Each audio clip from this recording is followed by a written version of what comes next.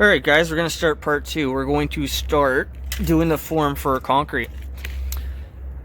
So the first thing is there's a difference in elevation with this and then this actually drops down fairly significantly. So what I'm going to do for this slab is the corner that's going to be here is going to be the lowest. So it's going to go up higher at that end, and then we're going to come down here, and then this will be our lowest point. So what I want to do is try to get the elevations closer than they are now.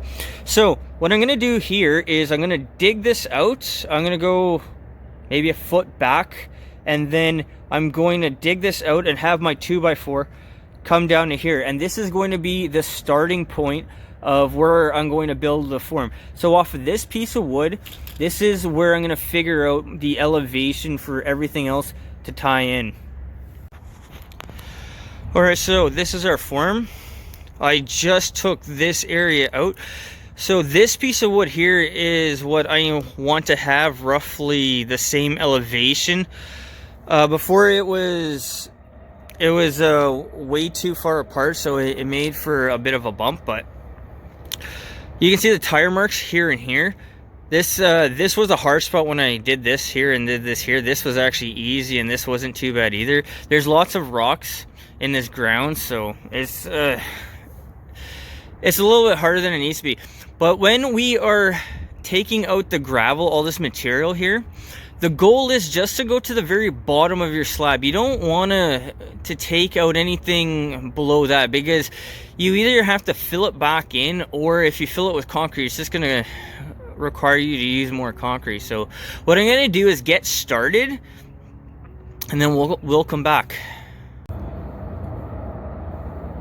Alright, so I went down about 3.5 inches, and what you want to do is as you come across,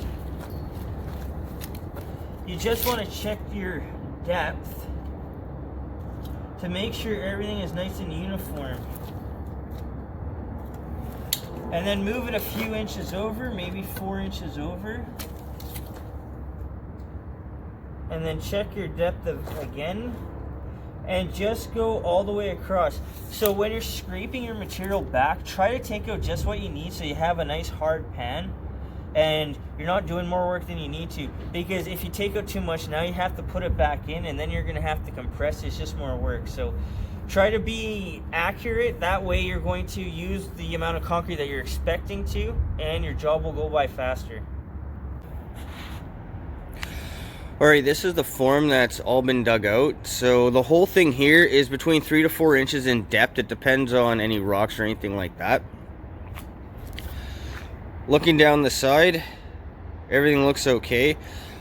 Right where my two pieces meet, that might be kicked in a little bit, but when we pour the concrete, that will the weight will push it back out, so it'll be straight.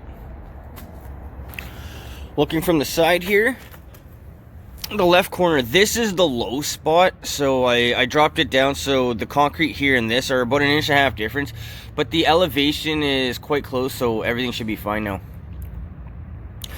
So when you guys are done with this, what you should always do is soak your ground just to compress it. The last thing that you want to do is have your ground where it hasn't been compacted, and all you need to do is soak it, walk on it, or go over with a sledgehammer. Just pound it down so everything is nice and compacted. Because if you don't compact your ground before you pour your concrete, what you can have is a hole underneath later, and then it'll break. And that's what was happening over here. This was all washing out. That is why I went back and I took care of everything.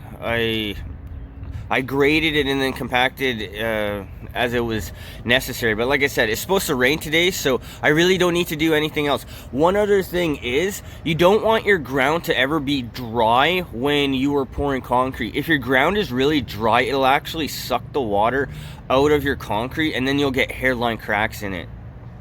But with the temperature and the fact that it's supposed to rain today, I should be good to go for everything else. So the next step now will be to pour concrete.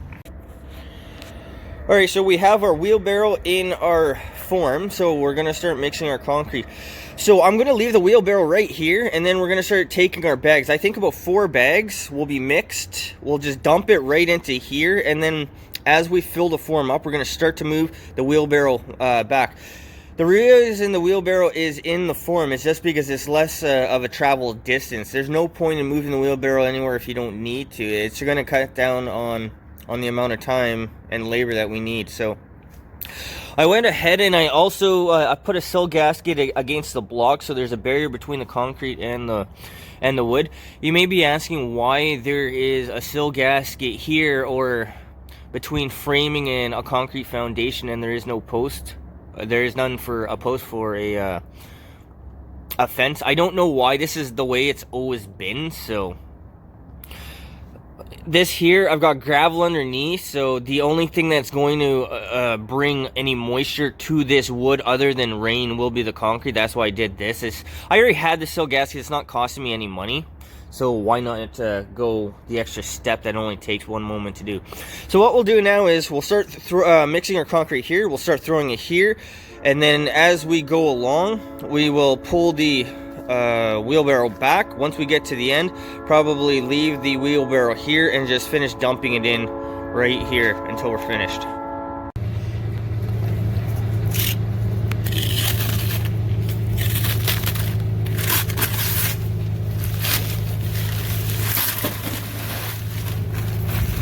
All the toxic dust.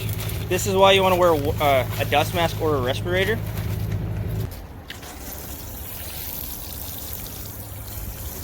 So guys, when you're mixing your concrete, as a rule of thumb, you actually want to use less water than you think. If you need to pour a little more water in, it's easier than trying to mix more concrete into the mixture.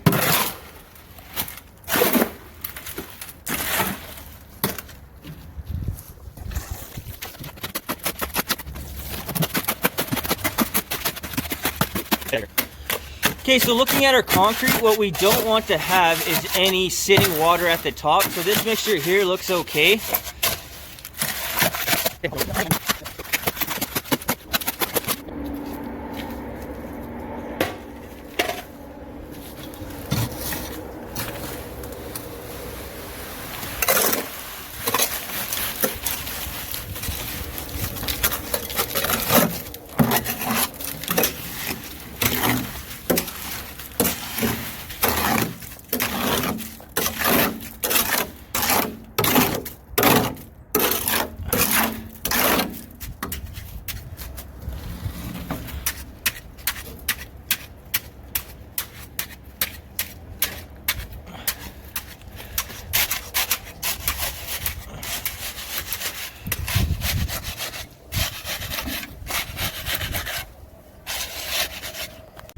Alright, so we're starting to make progress here.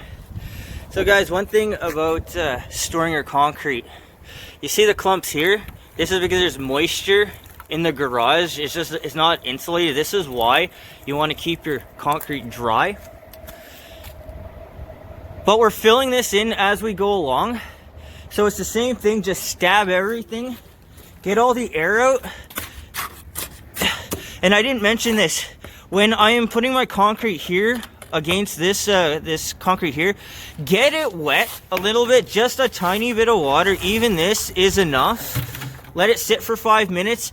Concrete won't stick to concrete if the other concrete is already dry. But just stab everything, get the air out. You can't over stab, but in general, your concrete will fill up all the holes. So it's better just to go overboard with your stabbing. So one other thing that I didn't mention, with this slab, I didn't put any rebar or wire mesh. I don't feel it's necessary. I don't want to spend $30 for something that I don't really need to do. If I was gonna go over the top with this, yes I would, but in this case here, the concrete is mixed bags that I've done myself, so the concrete itself is consistently inconsistent. But other than that, we're gonna continue on with this job. Alright guys, so now I'm at the point where I'm starting to finish it. So here is our concrete trowel, which I forgot to put into the tools list. Anyways, all you're going to do is just start to smooth everything out. So this here, this is in the leaching phase where all the water is coming up. This still needs to be It needs to be stabbed and then spread out. So what I'm going to do is we're going to continue on, and when we get towards the end here, we'll be into the different phases of drying. But as of right now, this is the first step in finishing. We're nowhere near where we need to be for an actual finish, but as we move along here, you're going to see the different phases of concrete finishing. Okay, so this shows you the different phases of drying. So this here, the water is now gone. You see the water still leaching, and then this over here I haven't even touched yet. But what I'm going to do now is I'm going to smooth this all out, and then we're going to give this a little bit of time. Down here, this is about ready to do the next round. Guys, you don't do this one time. You do it like 4 or 5 times. You need to give it time to cure, to leach out the water. So this is ready to go. This is still too wet. You can see how the sun is shining off the water, and of course this needs to be smoothed out. So what I'm going to do now is I'm going to smooth all of this out, and then we'll come back.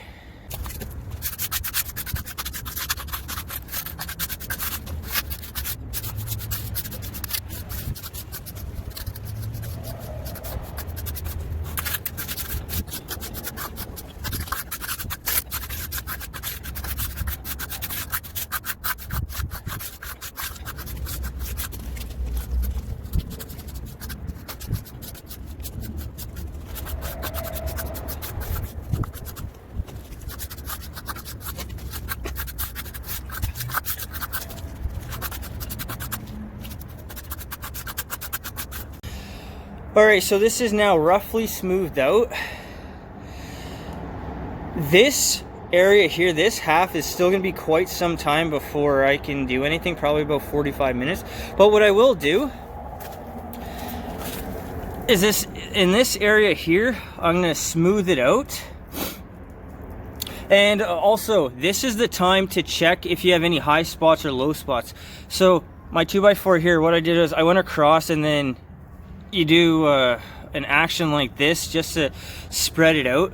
I can see in this area here I have a slight hump, and then where this little diamond is, this is a low spot. So what I'm going to do is I'm going to start moving everything. This is just going to be eyed out. What they do in construction is they have a laser, and then they will touch the very top of the slab. The laser will shoot a straight line, and then they can figure out the difference in elevation. I don't have a laser. I don't need a laser for this. I'm just going to eye this all out because, again, this is DIY, not professional. So what I'm going to do now is I'm going to start in this area here.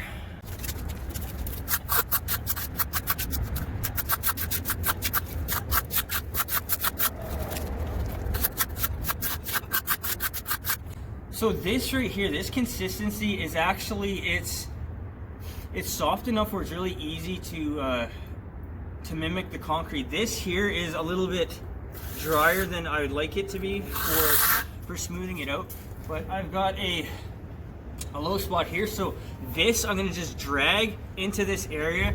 And as I said, all I'm going to do here is I'm just going to eye all of this out.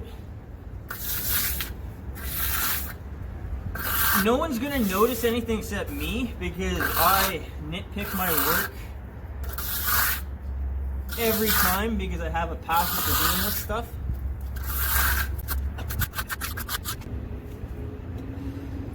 Alright, so even this right here, I can leave it now for the next little while, and this needs to cure.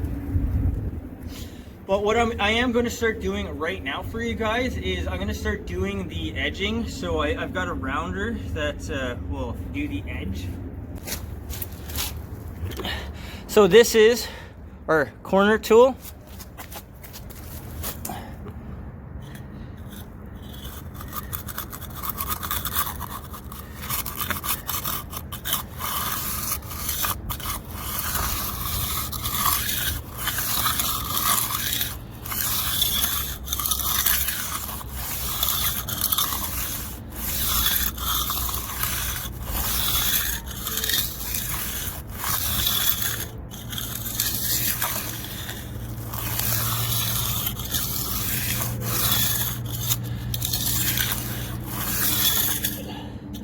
So make sure you just go back and forth.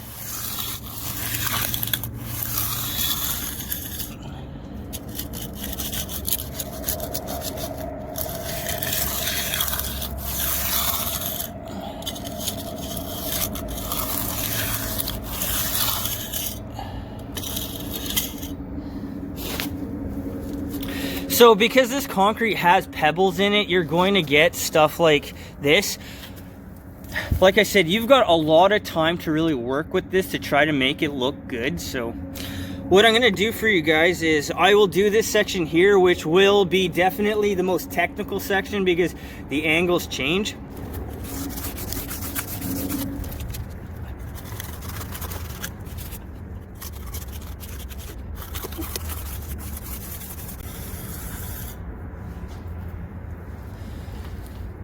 Okay, so this is still a little bit too wet. So at this point in time, it's been about 2 hours since we've poured this section here. And it probably needs about another half an hour. So guys, you don't need to rush here. You have lots of time to work. You can take too long, which I've ran into on my other slabs, but as I said, this here needs to dry out a little bit more. So what I'm gonna do is I'll come back in a little while and then we'll continue on. All right, so here we are moving along. It's dry here. Here you can see the water. This is still a little bit wet. Dry, and then this is still way too wet. But guys, you have to keep in mind with your concrete curing, drying, whatever you want to call it, temperature, moisture, all this stuff plays a factor. So I'm just doing what it looks normal to me. So when you're finishing your concrete, you want no water. If anything, you want a slight sheen. It almost looks like oil when you're doing your finishing. And even doing all the concrete I've done so far, I still can't get anywhere near the professionals. You'll see the finished product, but it's when you compare it to professionals, my work looks fairly amateur. But what I'm gonna do now is just continue on doing the corners.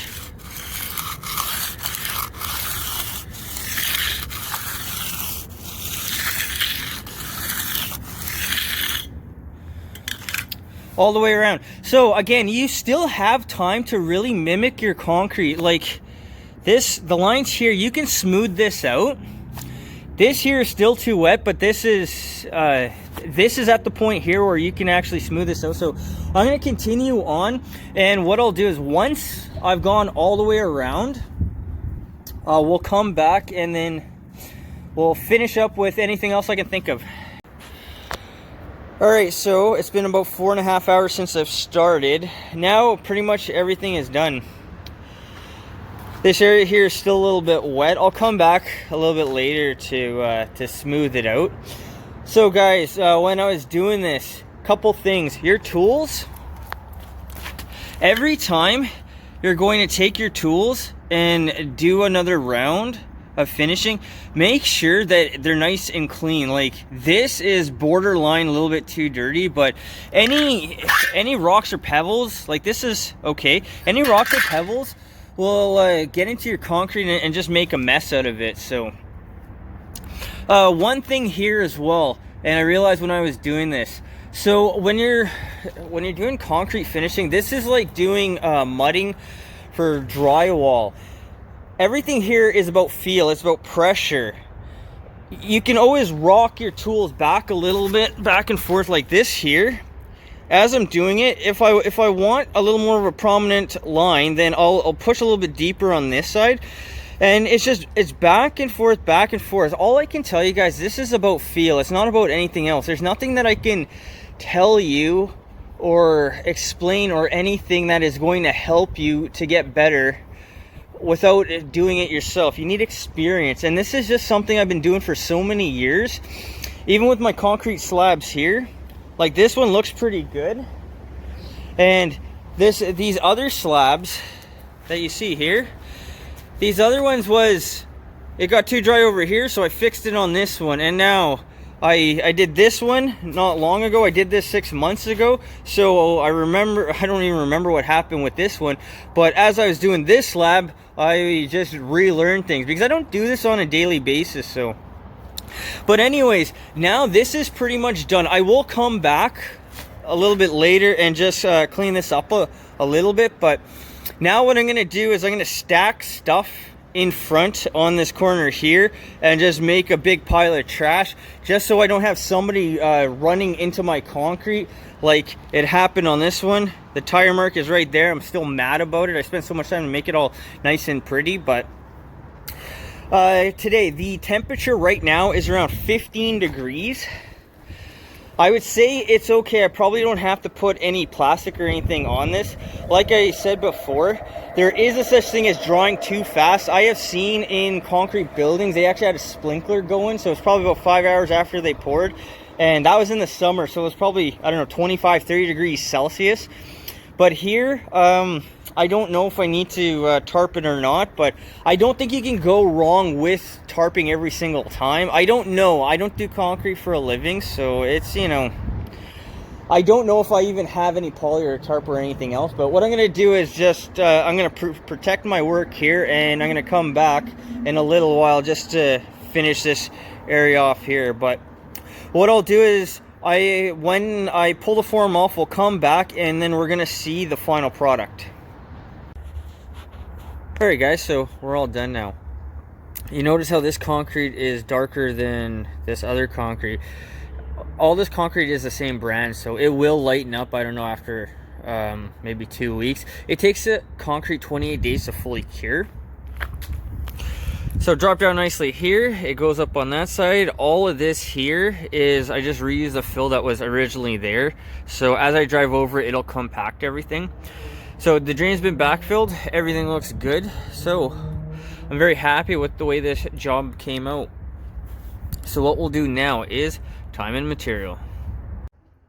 Alright guys, so we're all finished.